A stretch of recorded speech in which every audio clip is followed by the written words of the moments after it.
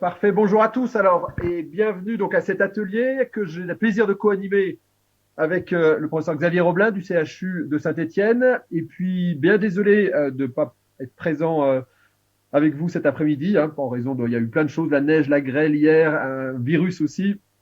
En tout cas, on va essayer que ça reste interactif. C'est-à-dire, n'hésitez pas donc à nous interrompre au décours de la présentation. Vous allez voir qu'on va traiter donc du sujet que proposer à nos patients après échec d'une première ligne de biothérapie dans la rectocolite hémorragique. Alors, c'est une situation fréquente, c'est un choix difficile, de plus en plus complexe d'ailleurs parce qu'on a de plus en plus de traitements. Donc, pour le clinicien, c'est vraiment une grosse décision. Pour le patient également, ça va être une décision probablement un peu partagée.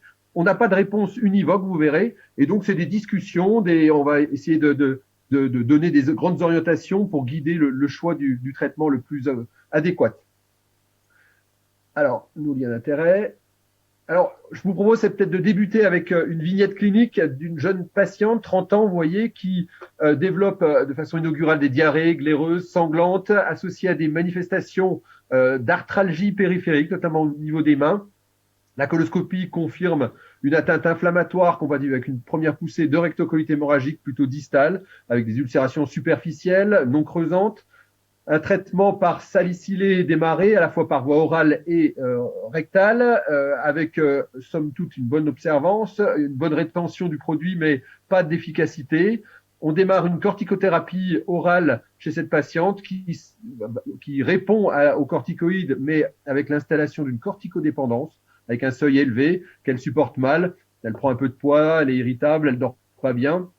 On démarre un immunosuppresseur, l'azatioprine, et puis très rapidement, elle développe une réaction pancréatique qui nous conduit à suspendre le traitement et à débuter une biothérapie anti-TNF en monothérapie, de l'adalimumab, avec une induction bien, somme toute classique, et pas de réponse très nette sur le plan symptomatique. La patiente reste extrêmement gênée, on garde des marqueurs inflammatoires élevés, notamment avec une calprotectine à 400.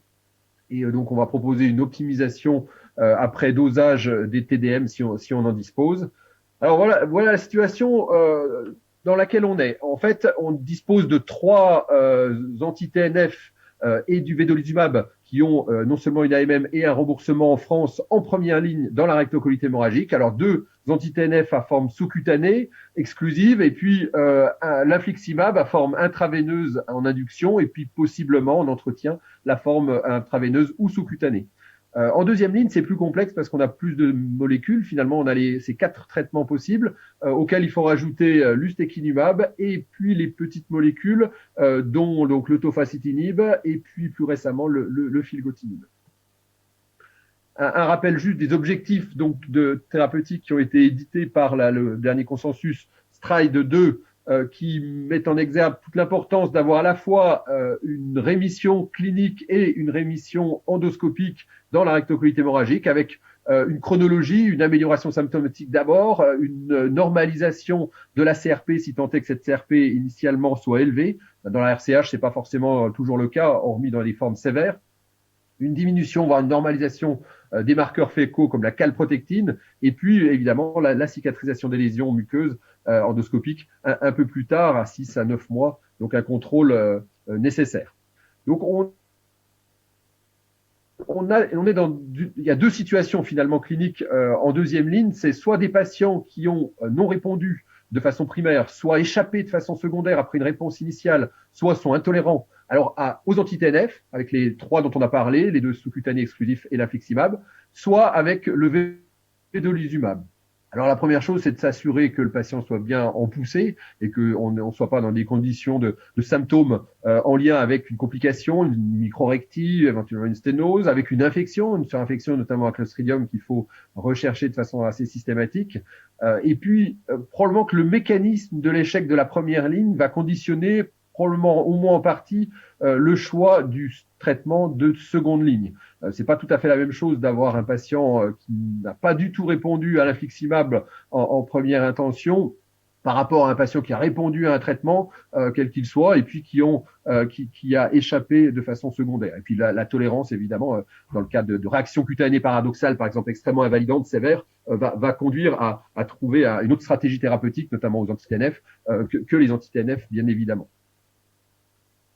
Alors, en cas de perte de réponse, là, on se place dans la situation d'une première ligne, comme notre patiente Marie, qui aurait eu des anti-TNF et pour lequel il n'y a pas de réponse. Alors là, c'est plutôt une non-réponse primaire pour Marie. Si on se place dans la perte de réponse secondaire, on a trois situations. On a le patient qui est en échec pharmacodynamique, en gros avec des taux de médicaments élevés, pour lequel c'est une situation fréquente, où on va privilégier le choix d'un changement de biothérapie, même si la discussion de rester dans la classe peut s'entendre, et on va pouvoir le discuter. Il y a la situation de taux résiduel bas, le patient est en échec pharmacocinétique et en gros, l'optimisation a toutes les chances de fonctionner dans cette situation. Et puis, l'échec immunogène, le patient a développé des anticorps et on a la possibilité, si le patient est peu symptomatique et on a un peu de temps, d'introduire un immunosuppresseur dans cette situation et d'optimiser le traitement avec l'idée d'une recapture de la réponse, de reverser cette immunisation qui survient à peu près dans un cas sur deux, soit de changer de traitement et on peut rester dans la même classe thérapeutique des anti-TNF, soit carrément de swapper, de changer de classe. Peut-être à ce titre, un mot, Xavier, toi qui as beaucoup travaillé sur ces dosages médicamenteux, qu'est-ce que tu en penses des seuils? On a toujours ces difficultés d'interprétation de ces résultats de TDM. Est-ce que le seuil d'infliximab de 5, de l'adalimumab à 7,5 sont des seuils fixes, figés, pour lesquels c'est gravé dans le marbre ou pas? Oui, alors d'abord bonjour à tous, bonjour à Harry. La question est importante et elle n'est pas figée encore. C'est-à-dire que il y a même encore pas très longtemps, je disais qu'un taux dit thérapeutique d'infliximab était à 3. Vous voyez maintenant qu'il est monté à 5 depuis des recommandations nord-américaines sur des bases de données qui montraient qu'au-delà de 5, on était mieux qu'au-delà de 3 seulement. Et pareil pour l'adalimumab, on parlait de 5 et maintenant on est à 7,5.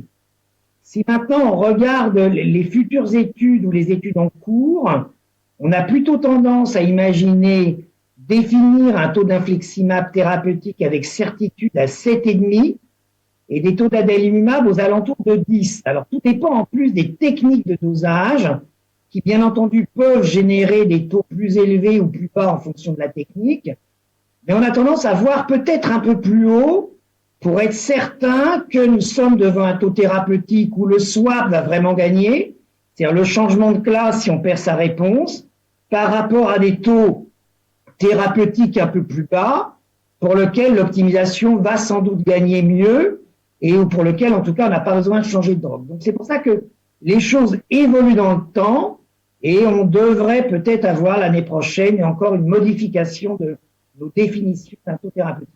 Il y a manifestement une inflation. Oui, il y a une inflation parce que le problème, il est que on a cru qu'il y avait une corrélation entre les taux sériques du médicament et finalement notre cible qui est le taux tissulaire du médicament. Et en fait, c'est pas vrai. Il y a un effet quand même en partie compartiment.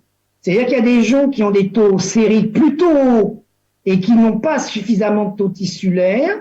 Ceci expliquant pourquoi c'est ces gens-là, quand on augmente la dose, on peut récupérer quand même une réponse parce qu'après, le taux tissulaire peut quand même s'élever. Donc, maintenant qu'on connaît mieux cet effet compartiment, on voit bien que la définition d'un taux thérapeutique est difficile. Xavier, est-ce que tu prends en compte l'albuminémie, par exemple, la sévérité de la poussée dans l'interprétation de ces taux? Oui, c'est-à-dire que, en gros, quand l'albumine est vraiment basse et qu'on a un taux vraiment thérapeutique, c'est qu'il est vraiment très thérapeutique. C'est-à-dire que l'albumine, normalement, elle a pour but de baisser le taux. L'albumine, elle permet d'ancrer nos anti-TNF par son fragment FC. C'est son encre forte. Si on manque d'albumine, le corps humain est bien fait. Ça veut dire que votre anti-TNF va essayer de s'ancrer sur une autre protéine que l'albumine, qui souvent va avoir une durée de vie beaucoup plus courte, ceci expliquant que nos taux sont beaucoup plus bas. Donc, dans une colite aiguë grave, par exemple, eh bien, les taux sériques d'anti-TNF, d'infliximab, par exemple, sont souvent très bas parce qu'ils sont très impactés par l'albumine qui donne une clairance extrêmement rapide. Donc, un taux d'infliximab à 7 avec pourtant une albumine basse montre que malgré tout, il y en a eu beaucoup, Donc la question pourrait être, est-ce que je peux perfuser de l'albumine? Est-ce que c'est un intérêt? Et en tout cas d'augmenter probablement moins. Mais par contre avant, oui. C'est-à-dire que moi, quand on voit des albumines basses et qu'on veut démarrer un anti-TNF, on peut peut-être se dire qu'on va rapidement optimiser notre patient parce que probablement il aura une clairance plus rapide. Xavier, Stéphane, tu recommandes... juste une question. Les objectifs en termes de taux résiduel, est-ce que ce sont les mêmes quelle que soit la situation? Et notamment, je pense par exemple aux patients qui ont des formes anopérinéales ou ce genre de choses. Est-ce que vous avez des objectifs supérieurs chez ces patients? Absolument. Si tu veux, là, tu as tout à fait raison. C'est-à-dire que on sait déjà que quand on regarde les associations entre un taux et une réponse clinique, par exemple, un infliximab, c'est à peu près 3. Quand tu augmentes ta cible à une rémission clinique avec une normalisation des biomarqueurs, tu montes à 5. Quand tu veux une cicatrisation endoscopique, tu montes encore plus haut. Et pour les formes anopérinéales, on sait tant pour l'infliximab que l'adalimumab que les taux doivent être plus élevés. Et c'est pourquoi on demande d'être prudent dans ces lésions anopérinéales, de doser si on peut. Et là, on admet très facilement qu'il faut des taux d'infliximab au-delà de 7,5 au minimum, si ce n'est plus. Et pour l'adalimumab, c'est près de 10. On en est quasiment certain. Toutes les études vont dans ce sens. Donc, il nous faut des taux thérapeutiques bien plus élevés dans des formes anopérinéales que dans des formes luminales. Et le risque d'immunisation est d'autant plus réduit également, hein, c'est ça? C'est ça. Quand on a des taux suprathérapeutiques que des taux un peu limites. Absolument. C'est-à-dire qu'on a montré que à moins de 3 pour l'infliximab et à moins de 5 pour l'adalimumab, donc c'est pas si mal que ça quand même, hein, eh bien le corps va commencer à développer des anticorps contre les deux molécules. Et plus le temps est important à moins de 3, et plus le taux d'anticorps va être élevé, va être permanent, et va provoquer cet échec immunogène qu'on attend. Donc c'est pourquoi, quand un malade est vraiment haut, il peut perdre son action de manière pharmacodynamique, c'est-à-dire c'est plus le TNF qu'on doit bloquer, mais par contre il fera peu d'échecs immunogènes parce qu'on lui laisse pas le temps de développer des anticorps. Et Xavier, dans l'échec comme ça secondaire immunogène, un anti-TNF, qu'est-ce que tu préconises en deuxième ligne si on reprend un anti-TNF? Est-ce que c'est systématiquement un immunosuppresseur associé ou pas? Alors, la réponse est oui. C'est-à-dire que quand on est vraiment devant un échec immunogène, c'est-à-dire le malade perd sa réponse, il a des taux indétectables et des anticorps très élevés, ce qui est à peu près un tiers de nos malades, un peu moins, mais pour l'infliximab, c'est à peu près ça en tout cas. Eh bien là, on avait fait une étude randomisée où on avait comparé le switch en monothérapie vers un autre anti-TNF. L'idée étant, il a répondu à un anti-TNF, il est immunogène, il va peut-être répondre au second. Ou le deuxième anti-TNF, quel que soit l'anti-TNF, hein, mais en combo-thérapie. Et là, on gagne. C'est-à-dire que pendant 6 mois, il n'y a pas de grand-chose qui se passe.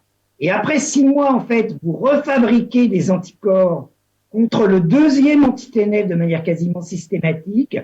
Et donc, c'est une erreur, une perte de chance si vous ne faites pas un switch en combothérapie chez ces malades-là. Et donc, chez cette patiente qui est intolérante au thiopurine, tu proposerais quel immunosuppresseur, par exemple? Moi, là, il nous reste le méthotrexate. Hein. Le méthotrexate, on sait qu'il joue un rôle favorable sur la pharmacocinétique des deux anti-TNF. Il bloque bien les anticorps. La question est quelle est la meilleure dose et quelle est la meilleure voie d'administration. On a une étude du JETED qui va démarrer dans la rectocolite, qui va comparer l'adalimumab avec une thiopurine à l'adalimumab avec du méthotrexate injectable à 25 mg. Les Américains utilisent la voie orale. Sur le plan de la pharmacocinétique, ils sont volontiers utilisés du méthotrexate à 12,5, donc pas des fortes doses par voie orale, qui leur permet ainsi d'avoir une pharmacocinétique pour l'infliximab, je parle, tout à fait satisfaisant. Donc on voit bien que c'est pas encore aussi clarifié que ça. Nous, ça dépend des gens. Pour un Crohn, peut-être que je vais utiliser la voie sous-cutanée parce que comme ça, j'ai 2 molécules en plus qui agissent. Pour une rectocolite hémorragique où le méthotrexate ne marche pas en termes d'efficacité, je vais peut-être utiliser une voie orale si c'est un infliximab en me disant ça fait des sous-cutanés à tour de bras, de l'IV en même temps et compagnie, et donc je vais avoir des patients pour lesquels je vais utiliser du méthotrexate péros. Et on a beaucoup parlé de taux résiduel d'infliximab, d'adalimumab. Quid du golimumab? Je sais que tu as travaillé l'étude soumise. Ouais. Tu peux nous dire un mot? Alors, c'est une étude qui nous a beaucoup attristés, entre guillemets. Alors, le golimumab, on a pris des gens, c'était multicentrique avec Lyon, Amiens et Nice.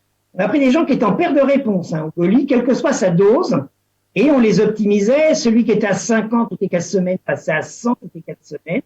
Celui qui était à 100 toutes les 4 semaines passait à 100 toutes les 2 semaines. Le premier message, c'est que l'optimisation, ça marche. C'est-à-dire qu'on a 40 à 50% de réponse rapide à l'optimisation, même du 100 à toutes les 4 semaines en passant à 100 toutes les 2 semaines, ça récupère des patients. Par contre, on a étudié les dosages du médicament avant, pendant, après.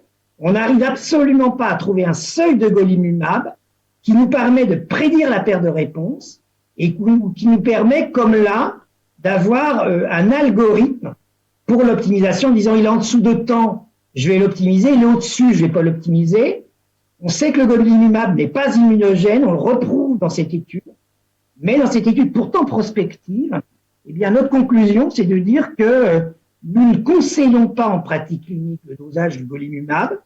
Pour nous, en tout cas, au vu de nos résultats, il n'a pas montré d'intérêt particulier, notamment chez le patient qui perd sa réponse. Il ne nous aide pas pour savoir ce qu'il faut faire. Donc après, on va attendre avec le golimumab, quoi. Voilà, on va attendre l'étude InTarget du GTED plus large du GTED que Lucie coordonne.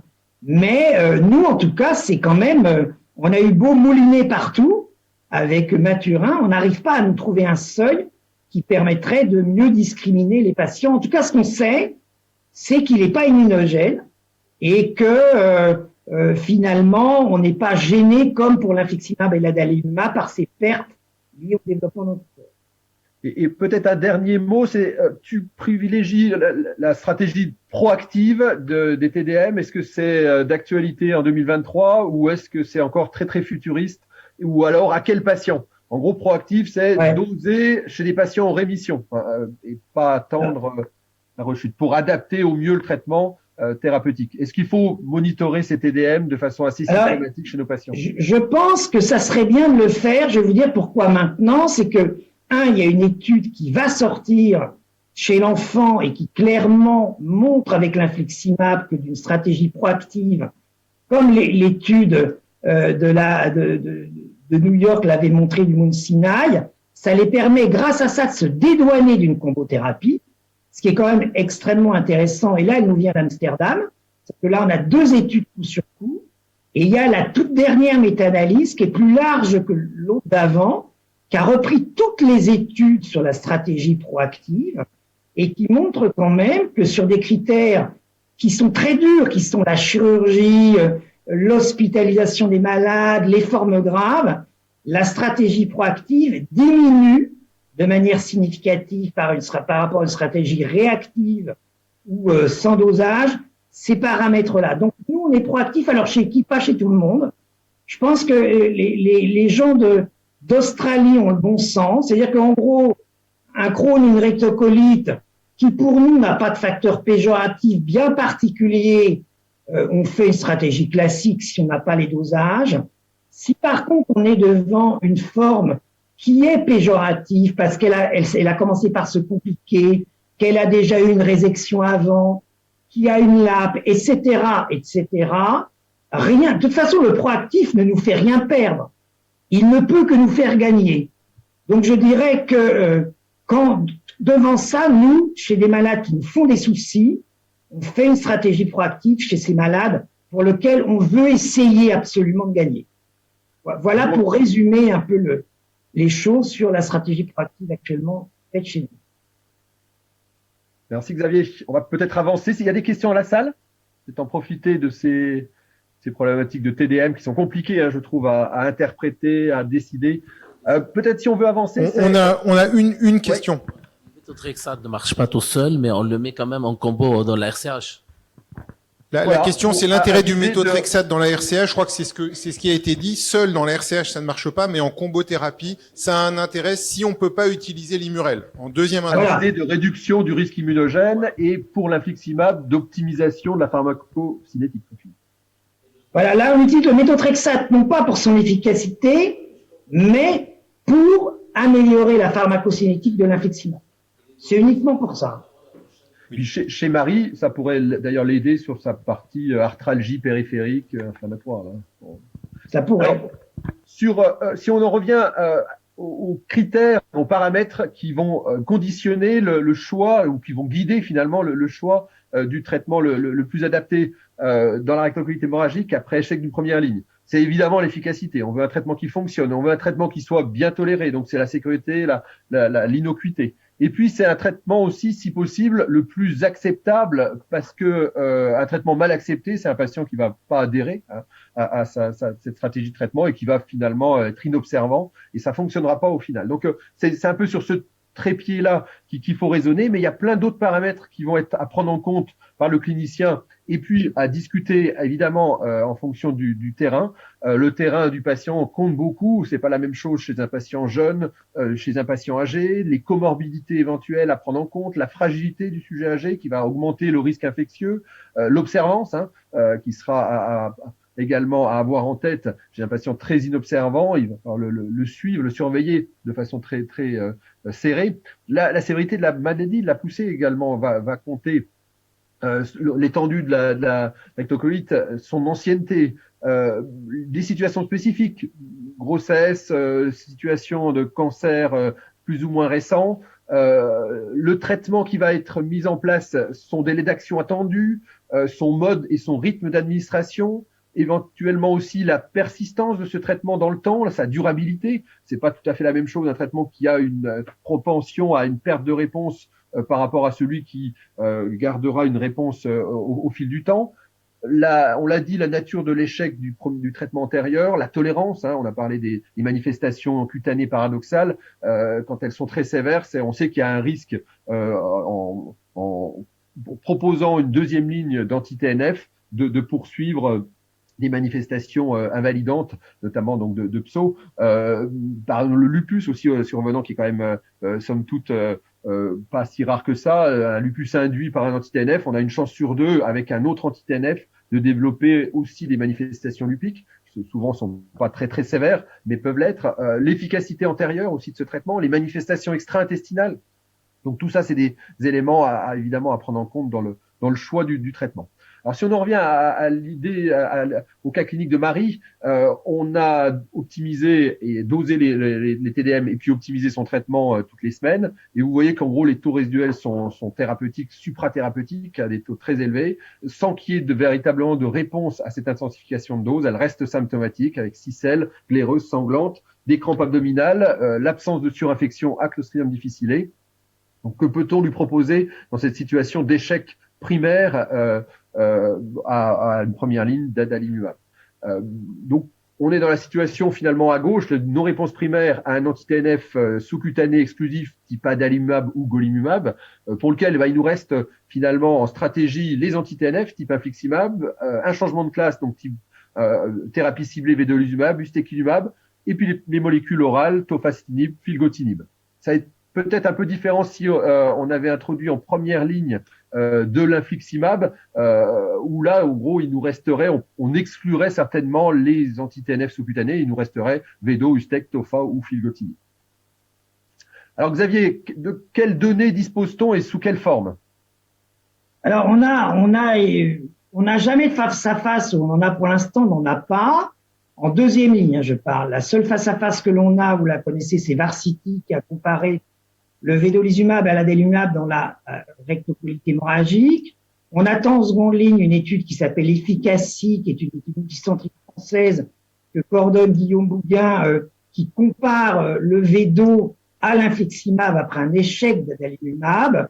Mais pour l'instant, les head-to-head on n'en aura pas. Donc, on va aller chercher, évidemment, soit des données de vraie vie qui vont nous permettre de se donner une idée un petit peu de quelle molécule est supérieure à l'autre. C'est un peu quand même ce qu'on souhaite, ou quelle est la plus sûre à la rigueur, mais plutôt l'efficacité. Et bien entendu, comme c'est des groupes qui sont pas comparables, on va essayer d'utiliser des comparaisons les plus adéquates possibles en utilisant des scores de propension, c'est-à-dire que par un élément de logiciel, on va prendre des malades qui vont essayer d'être les plus proches les uns des autres dans chaque groupe pour que les groupes soient les plus comparables dans les différents paramètres que l'on va étudier, qu'il y ait autant de jeunes, qu'il y ait autant d'hommes que de femmes, qu'il y ait en gros la même activité si on peut. Et puis les autres possibilités, c'est faire ce qu'on appelle des méta-analyses. On va prendre toutes les études les unes après les autres. Quand on a des résultats qui sont différents, on va pouler ces données et par cette technique de méta-analyse, on peut savoir par une puissance accrue si finalement un médicament est plus efficace qu'un autre. Diapositive suivante. Alors, quand on regarde malgré tout des données à partir des phases 3, des phases 3 ou des études observationnelles, ça c'est des gens qui ont eu de l'adalimumab après un échec d'anti-TNF. C'était souvent de l'infliximab, ça pouvait être quand même le golimumab. Vous voyez que l'adalimumab en deuxième ligne, après un échec secondaire d'un anti-TNF, c'est pas la panacée, c'est 10% de réponse dans cette étude randomisée, où là, avant, il y a eu de l'infliximab contre 3%. C'est certes significatif, mais on voit bien que ce switch de l'IV vers la sous-cute est quand même plus défavorable que l'inverse, où on a tendance à mieux facilement proposer, après un échec de sous-cute d'anti-TNF, de passer à un infliximab. Dans les études observationnelles, les résultats sont extrêmement variables. C'est toujours pareil, c'est rétrospectif, les définitions sont pas forcément les mêmes, mais malgré tout, on voit bien que nous, en tout cas, je sais pas pour vous ce que vous pouvez le dire, Stéphane, est-ce que nous, on utilise rarement, après un échec d'un infliximab bien conduit, un adalimumab, par exemple? Je crois qu'on garde en première ligne bien en tête que les anti-TNF sous-cute exclusive versus l'infliximab sont peut-être pas la même chose. Voilà. C'est toute l'importance d'ailleurs du choix de la première ligne qui va conditionner la suite. Il faut pas se rater en première ligne. On sait que les traitements ultérieurs, toutes les biothérapies en seconde, troisième, voire quatrième ligne, sont beaucoup moins efficaces que utilisées pour le même traitement en première ligne. Et donc, on a le VEDO. Là, on a peu de données finalement. VEDO première ligne et ce qu'il faut faire pour la suite. Mais on met pas sur le même plan ADA, Goli versus infliximab, évidemment. La suivante. Alors, sur le tofacitinib en deuxième ligne, là encore, c'est une analyse de l'étude pivot, c'est-à-dire du phase 3, tofacitinib versus placebo dans la rectocolite hémorragique. Là, c'est dans le groupe des patients ayant eu un échec précédent aux anti-TNF. Eh bien, vous voyez que globalement, sans échec antérieur d'anti-TNF, on arrivait pour le tofa à 10 mg à 44% de rémission et on perd 7% seulement. C'est-à-dire que si on compare peut-être à l'ADA, vous voyez que le tofa en deuxième ligne a des bons résultats et il n'est pas si impacté que ça par cet échec d'anti-TNF que d'autres, évidemment, ont. Par exemple, le vedolizumab, dia suivante, si on peut avoir. Voilà, là c'est pour l'USTEC, mais pour le vedolizumab, c'était pour vous dire, le vedolizumab en première ligne a montré son efficacité, mais en deuxième ligne, dans l'étude Varsity, eh bien, il y avait un sous-groupe de gens qui étaient en échec d'anti-TNF, et là on compare Vedo versus ADA, et là le Vedo n'est plus supérieur à l'ADA, contrairement à la première ligne. Donc, comme le disait Stéphane, attention, choisissez bien votre première ligne pour que, un, elle soit efficace, mais deux, qu'elle éventuellement elle n'impacte pas forcément péjorativement la deuxième ligne. Alors en tout cas pour l'USTEC, on est là en ligne multiple, c'était une étude du JETED, c'était des patients multiréfractaires, c'était au moment où on a pu avoir l'ustekinumab, je dirais quasiment en compassionnel, dans la rectocolite et vous voyez que ça marche bien. Les résultats, réponses, rémission, les PRO2 sont bons et favorables. Donc, l'USTEC a sa place clairement en deuxième ligne thérapeutique. Et ça, c'est des études de vraie vie. Alors, le JETED a pu comparer, puisqu'il a fait 2 études de vraie vie, le VEDO d'une part, l'USTEC de l'autre dans la rectocolite hémorragique, chez des gens qui étaient en échec thérapeutique aux anti-TNF préalables. Et vous voyez là, il faut un score de propension, comme je vous l'expliquais, pour essayer d'avoir des cohortes les plus ressemblantes possibles. Le résultat de cette étude du JETED publiée l'année dernière, c'est que en deuxième ligne, il n'y avait pas dans cette étude de différence entre le VEDO et l'USTEC après échec d'anti-TNF, tant à la semaine 14 qu'à la semaine 52. Et la suivante. Alors, sur le plan de l'immunisation, vous avez dit que quand vous avez un de vos patients qui est en échec immunogène à un anti-TNF, eh bien, il va l'être un deuxième anti-TNF, d'où l'intérêt de la combothérapie. Est-ce que c'est pareil avec les autres molécules? Eh bien, non. C'est-à-dire que il n'y a pas plus de risque immunogène sous ustekinumab après qu'un patient ait été en échec immunogène après un anti-TNF. C'est pareil avec le VEDO. C'est-à-dire que là, c'est pas une gêne. On n'est pas du tout obligé, avec ces molécules, de les utiliser en combothérapie pour en tout cas se protéger d'un échec immunogène. Il n'y en a pas plus chez ce type de malade. Donc ça, c'est un élément à prendre si on veut utiliser un traitement en monothérapie dans des lignes ultérieures. Absolument. C'est un élément à prendre quand un malade a un échec immunogène et qu'il ne peut pas avoir de combothérapie parce que contre-indiqué à l'immurel, souhait de grossesse comme la jeune fille pourrait avoir, Marie, dire bah écoutez, votre méthotrexate c'est gentil, mais moi c'est compliqué, j'ai pas envie. Eh bien là, il faut changer de classe. Là, vous n'aurez pas ce risque immunogène. Alors, USTEC versus TOFA, là, on est toujours dans des comparaisons de cohortes. Et là, c'est un travail, 81 patients, on voit qu'ils avaient tous des échecs d'anti-TNF et de vedolizumab. Là, donc, on est en troisième ligne. Et ils ont comparé les gens qui ont reçu du TOFA et de l'USTEC avec des scores de propension. Et vous voyez globalement qu'à la semaine 12, eh bien, il n'y avait pas de différence entre la réponse à l'USTEC et au TOFA, cette fois-ci en troisième ligne thérapeutique. Diapositive suivante. Alors, là encore, il y a un travail qui a été publié par Anthony Buisson, qui a comparé le TOFA et le VEDO chez des malades qui étaient en échec d'anti-TNF. Eh bien là, il y avait un petit mieux pour le tofacitinib, c'est-à-dire que sur le plan de la réponse clinique sans cortisone, il n'y avait rien de plus à court terme. Mais vous voyez que sur l'endoscopie et l'histologie, on avait un mieux avec le TOFA à la semaine 16 par rapport au VEDO, en rappelant les limites de ces études. C'est pas randomisé, c'est rétrospectif, et même si on fait des scores de propension, ça s'évite. Avec des prédicteurs qu'on retrouvait d'ailleurs en première ligne, là c'est en deuxième, mais d'échec du vedolizumab qui était en gros la poussée un petit peu sévère quand même. Hein. Oui, exactement. À chaque fois, ça sort dans ces études. Donc c'est pas le meilleur profil, le patient avec une poussée sévère pour le vedolizumab en tout cas. Alors la troisième possibilité, c'est de faire des méta-analyses en réseau. Vous vous rappelez, c'est-à-dire qu'en gros, on prend des études randomisées qui ont toutes un bras commun.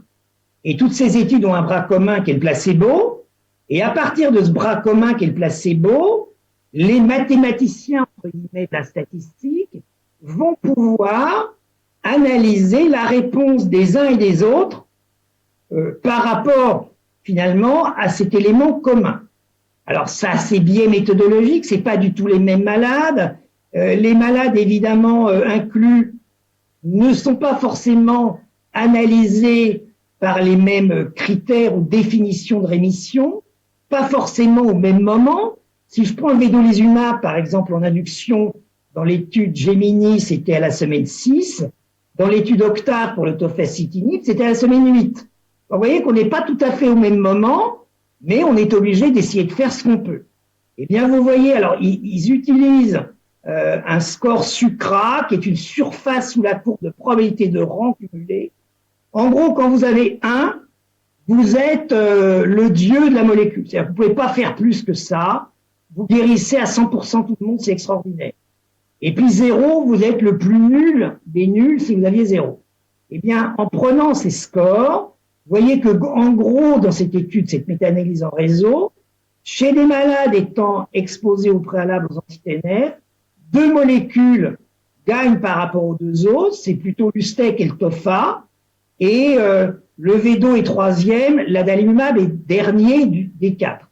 Alors, il faut prendre ça avec évidemment précaution, mais c'est un moyen, pour l'instant, comme on n'a pas de face-à-face, d'essayer de ressentir qu'est-ce qu'on doit utiliser. Diapositive suivante. Et Xavier, on n'a pas le classement donc pour l'infliximab et le golimumab. Ouais. Parce que pas de données chez des patients en 2e ligne ou plus. Exactement. C'est-à-dire que l'infliximab était automatiquement, vous vous rappelez, les essais évidemment qu'on a eu, c'était les premiers anti-TNF, donc l'infliximab était tout seul. Il y avait personne qui avait eu un autre anti-TNF, bien entendu. Et pour le golimumab, l'étude s'appelle Poursuite, c'est un phase 3, et n'était inclus que des malades naïfs d'anti-TNF. Il n'y avait pas de malades qui étaient en échec. Donc, c'est pourquoi, dans cette étude, on l'a pas. Alors, les méta-analyses fleurissent. Là, vous voyez, on est en GUT 2021. Là, je viens de regarder GUT 2023. Il y en a une nouvelle. Parce que il y a d'autres molécules qui arrivent, il y a d'autres dosages qui arrivent, et qu'à chaque fois qu'il y a quelque chose de nouveau, vous êtes dans un pipeline, vous pouvez refaire vos méta-analyses en réseau. Là, en tout cas, celle dans GUT analyse chez des gens toujours en échec d'au moins un anti-TNF en induction dans la RCH, les biothérapies, les petites molécules. Ben, je vous laisse lire les 3 premiers. Rémission clinique, c'est un JAK inhibiteur préférentiel de JAK1 qui est l'upadacitinib à 45. En second, c'était l'Ustec. En 3e, c'était le Tofa. Et vous voyez qu'on n'est pas loin. C'est en gros, on l'avait simplement de manière désordonnée pour la rémission endoscopique. Là, on est en induction et en échec d'anti-TNF. On est d'accord, on n'est pas en maintenance. Mais voilà, on est obligé de faire comme ça et ça nous donne des idées. Vous voyez que les éléments quand même se ressemblent. Enfin, on peut faire toujours avec ces méta-analyses en réseau qu'est-ce qui se passe inversement dans les effets indésirables. Là, quand vous êtes à 1, vous êtes la pire molécule en termes d'effets indésirables. Et quand vous avez 0, il n'y a aucun risque. Eh bien là, inversement, vous voyez les molécules qui sont le plus en haut sont celles qui ont eu plus d'effets indésirables et d'effets indésirables sévères. Et finalement, vers le bas, au milieu, celle qui en tout cas est associée à moins d'effets indésirables et qui est le vedolizumab dans cette méta-analyse en réseau publiée par l'ASA. Diapositive suivante. Voilà, je te laisse la parole. Alors, il nous reste quelques minutes, je crois. Parmi les critères de choix, l'efficacité, évidemment, la sécurité, l'innocuité, et puis l'acceptabilité. On en a dit un mot avec la voie orale qui doit être privilégiée parce que les patients la préfèrent tout simplement. Ça avait été bien montré dans l'étude Accept 2, qui était une étude multicentrique, 1850 patients, 40% de rectocolite hémorragique dans cette étude, et qui, à partir de questionnaires, trouvaient plus acceptable cette voie orale. Ce qui est intéressant, c'est que finalement, quand on regarde chez des patients qui ont déjà été exposés à une première ligne de traitement, à une première biothérapie sous-cutanée, finalement, c'était les différences en termes de mode d'administration, de rythme d'administration, étaient somme toute assez peu différentes. Vous voyez que la forme sous-cute 12 semaines, 8 semaines, 4 semaines, il n'y a pas de différence significative d'acceptabilité chez les patients. Ça décroît un petit peu quand on passe à une forme morale, à une forme sous-cute ou intraveineuse, voilà. Mais au final, quand les patients sont naïfs, ils avaient souvent un vrai souhait de traitement, la forme orale en première intention, la forme sous-cute toutes les 12 semaines, puis ensuite ça décroissait. C'est un peu différent quand ils ont déjà été exposés à un traitement. Ils veulent c'est une molécule efficace, quitte à ce qu'elle soit un petit peu plus contraignante. Mais c'est quand même des éléments à prendre en compte quand on va introduire plutôt une forme injectable IV, une forme sous-cute, une forme sous-cute toutes les 8 semaines, ou une forme sous-cute toutes les 2 semaines, ou 2 prises par jour, etc. Ça, je vais peut-être passer. Je crois que s'il nous reste quelques minutes, Marie, donc finalement, dans la vraie vie, qu'est-ce qu'on a fait? On a démarré. Vous pouvez finir tranquillement, hein. Vous pouvez finir tranquillement. Prenez votre temps. Partagée parce qu'elle avait ces manifestations articulaires, de contraintes aussi, où elle voulait des traitements pas trop fréquents et d'observance. On lui a proposé un traitement par ustekinumab qui a permis, fort heureusement, une rémission clinique avec une cicatrisation, vous voyez, des lésions muqueuses explorées à l'automne dernier. Je crois qu'on peut discuter, c'est un peu cette séquence de stratégie de traitement où le choix va être guidé non seulement par le terrain, par l'intensité de la maladie, par éventuellement la présence de manifestations extra-intestinales. Évidemment, la forme de colite aiguë grave, ça ne se discute pas. Ça va être de l'infliximab, la forme colite aiguë grave cortico-résistante. C'est l'infliximab ou la cyclosporine qui en première intention. Et puis ensuite va se discuter en cas d'échec la chirurgie, évidemment, éventuellement les inhibiteurs de JAK, le tacrolimus s'il n'y a pas eu de cyclosporine ou la cyclosporine, etc. La grossesse, alors en sachant qu'on est très tranquille vis-à-vis des anti-TNF, où il y a maintenant des recommandations, notamment canadiennes, de poursuivre le traitement si celui-ci est indiqué chez la mère tout au long de la grossesse. On a des données quand même assez somme toute rassurantes avec l'ustekinumab et le vedolizumab dans ce cadre de souhait, de projet de grossesse et de grossesse. C'est pas du tout le cas évidemment avec les inhibiteurs de JAK. Donc c'est aussi des choses à prendre en compte, notamment là chez notre patiente Marie qui pourrait avoir ce projet-là. Et puis là c'est un peu de la discussion au cas par cas chez le patient âgé à risque infectieux avec un terrain fragile, une assurance cardiaque, un antécédent de cancer. Ça dépend évidemment de quel cancer, de son risque, de son pronostic, mais c'est des discussions ça qui doit se faire au cas par cas en réunion de concertation pluridisciplinaire. Est-ce qu'il y a des questions sur est-ce que ça correspond, Xavier, Harry, à vos stratégies de traitement, même si c'est purement indicatif de deuxième ligne, où on va privilégier finalement en fonction de la contrainte, en fonction de l'efficacité attendue, même si on a des données, il nous manque beaucoup de données pour répondre de façon univoque à cette question quel traitement optimal. Et je ne crois pas qu'on répondra demain vu l'augmentation du nombre de traitements qui vont être à disposition avec l'arrivée des anti-IL-23, des JAK préférentiels. Moi, je suis totalement d'accord. Moi, je trouve que ces séquences me paraissent intéressantes et importantes. Le seul point, nous, on n'est pas confronté forcément à la première ligne, mais à un appel pour une deuxième ligne. Et c'est vrai, comme tu le disais, que si on a choisi le Vedo, eh bien là, la proposition faite nous permet d'imaginer même des lignes thérapeutiques où l'anti-TNF n'arriverait même pas en deuxième ligne, ce qui est étonnant, mais pourtant parfaitement acceptable.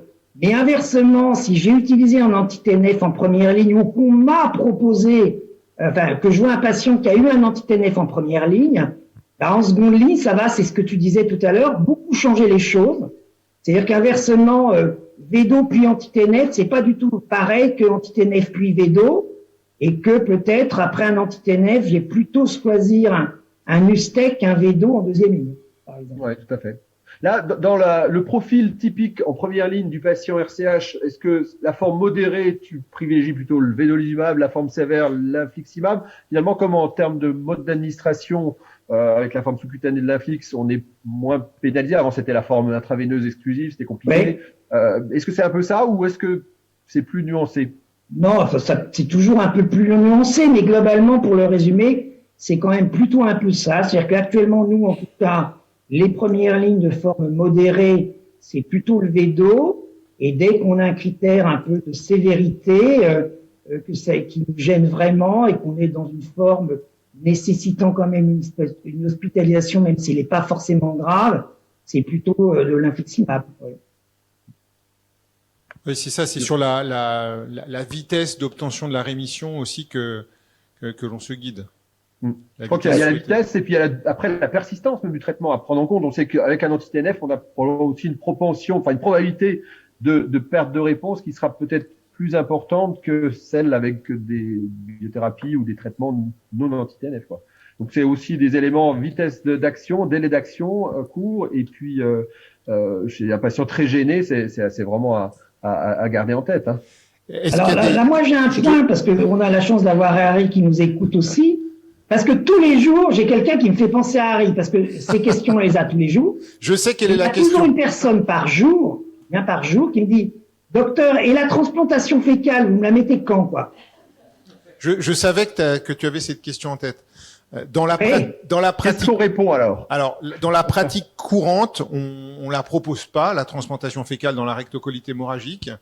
On la propose pas pour plusieurs raisons. D'abord parce que, en termes d'induction de la réponse, ça marche, mais de manière relativement modérée. Et les études qui ont été réalisées, ça a été essentiellement sur des formes minima modérées quand même, et avec des taux de succès de l'ordre de 30% pour la mise en rémission.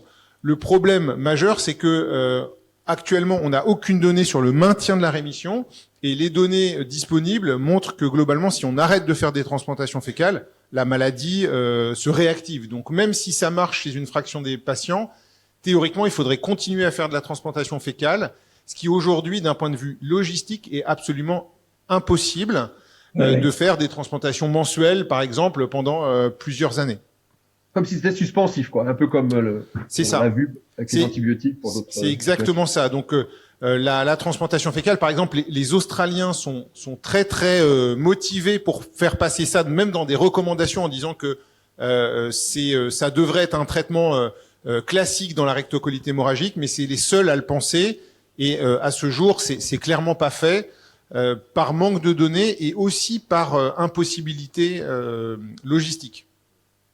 Okay. Et une question sur les 5 ASA qui revient souvent. Est-ce que quand on a introduit un traitement majeur dans la rectocolite hémorragique, il y a encore une place aux 5 ASA, qu'elle soit en termes d'efficacité, en termes de prévention de la dysplasie?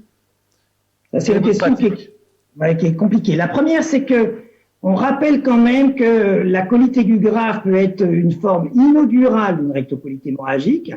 C'est environ 10% des formes sont inaugurales.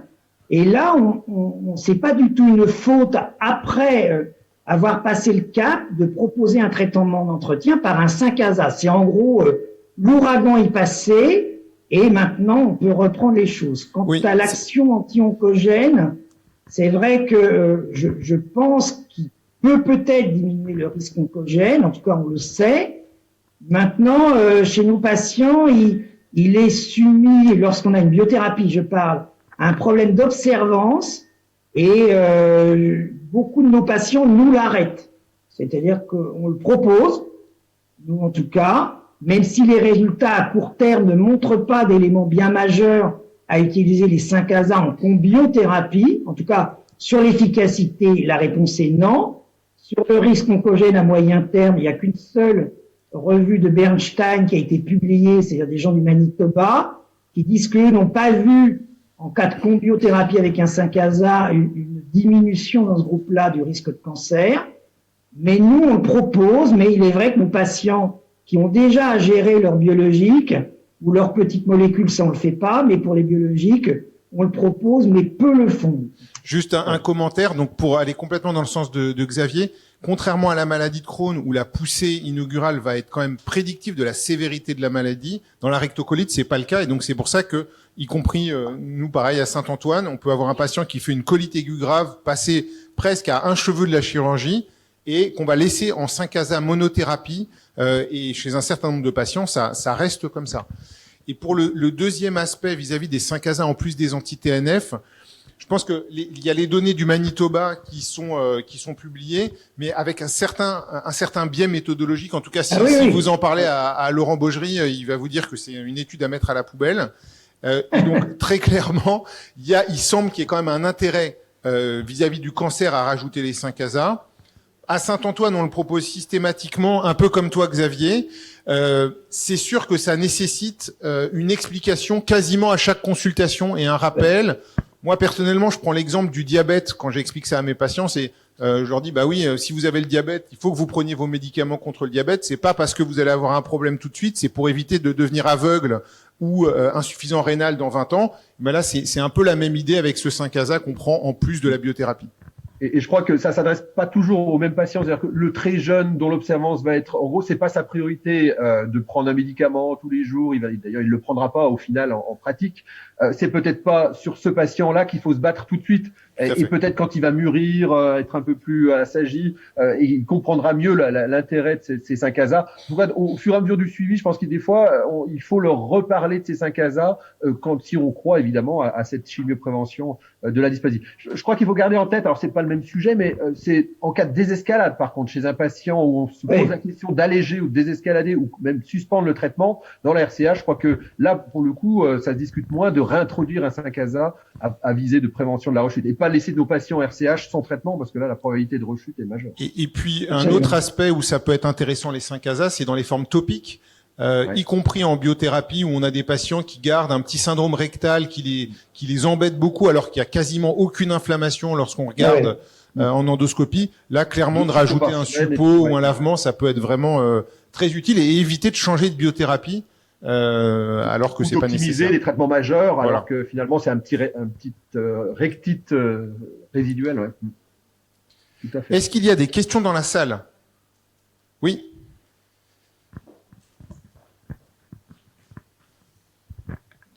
Donc finalement, si je comprends bien, pour le VEDO, c'est surtout la première ligne. Et en fait, est-ce qu'on a une explication pourquoi après ça marche pas quand on essaye en deuxième ligne? Par exemple, après échec de l'ADA, pourquoi le VEDO marcherait moins bien que l'USTEC? Alors, pour moi, à ma connaissance, on a le problème, c'est que on explique mal ce genre de choses. On n'a pas d'explication mécanistique bien claire. N'empêche que on a maintenant des données clairement où le VEDO paye un tribut à être en deuxième ligne et où inversement l'anti-TNF ne paye pas de tribut au VEDO en première ligne. L'étude Voskelvo, Laurent Baugerie la jetterait encore. L'étude s'appelle Evolve. C'est une étude canadienne et nord-américaine qui a pris des patients qui avaient eu de l'anti-TNF en première ligne ou du VEDO en première ligne. Les patients qui ont eu du VEDO, ils ont regardé après la réponse à l'anti-TNF qu'ils avaient eu en deuxième ligne. Donc, ils ont comparé la réponse à l'anti-TNF en première ligne, tant dans le Crohn, que la réponse à l'anti-TNF en deuxième ligne. Eh bien là, il n'y avait pas de baisse de réponse à l'anti-TNF. C'est-à-dire que c'est exactement comparable qu'on ait utilisé l'anti-TNF en première ligne, dans le Crohn ou la RCH, ou en deuxième ligne. Donc c'est vrai que pour les Canadiens et les Nord-Américains, voire même les gens à San Diego, ils étaient plutôt à dire, si vous avez fait de l'anti-TNF en première ligne, c'est pas si bon que ça d'utiliser du VEDO. Mais inversement, l'avantage du VEDO, si vous pouvez le mettre parce qu'il est assez modéré en première ligne, ça ne va pas impacter en tout cas votre choix de deuxième ligne qui pourrait être un anti-TNF. On manque en tout cas clairement de prédicteurs de toutes nos biothérapies. On manque un prédicteur fiable. Il y a des données, notamment chez patients résistants aux anti-TNF, de sélectionner certains clones de lymphocytes qui surexpriment un récepteur de la l'IL-23, qui serait un petit élément pour penser, pour suggérer que là, pour le coup, un blocage de la voie IL-12, IL-23 ou IL-23 sélective serait plus favorable. Mais ça reste très lointain de notre pratique clinique en pratique. Pour l'instant, on manque de prédicteurs fiables, efficaces, qui puissent nous dire ce patient-là, spécifiquement, répondra à une propension à répondre de façon importante à tel traitement, quel qu'il soit, et cet autre patient à tel autre. En termes de compréhension de pourquoi il se passe ce genre de choses, c'est que les traitements, et notamment les anti-TNF, ont des effets qui sont pas que sur la maladie. En fait, ils ont vraiment un effet sur le système immunitaire en général. Et par exemple, on le voit bien dans notre pratique clinique avec ces psoriasis induits. Ça, c'est très clairement parce que en tapant sur une partie de l'immunité, il y a une autre partie de l'immunité qui s'active et qui va induire ce psoriasis. Donc c'est pour ça qu'on n'a pas juste un effet sur la maladie, on a vraiment un effet sur globalement le fonctionnement du système immunitaire du patient. Et donc si on change ce fonctionnement, le nouveau traitement qu'on met derrière, il va pas agir de la même manière que si on n'avait pas modifié ce fonctionnement avant. Est-ce qu'il y a d'autres questions dans la salle? Je crois pas. Donc, Stéphane, Xavier, un grand merci pour votre présentation qui était extrêmement claire. Merci à vous. Merci. Bon après-midi aux assises. Merci à tous les deux. À bientôt. À bientôt. Au revoir. Au revoir.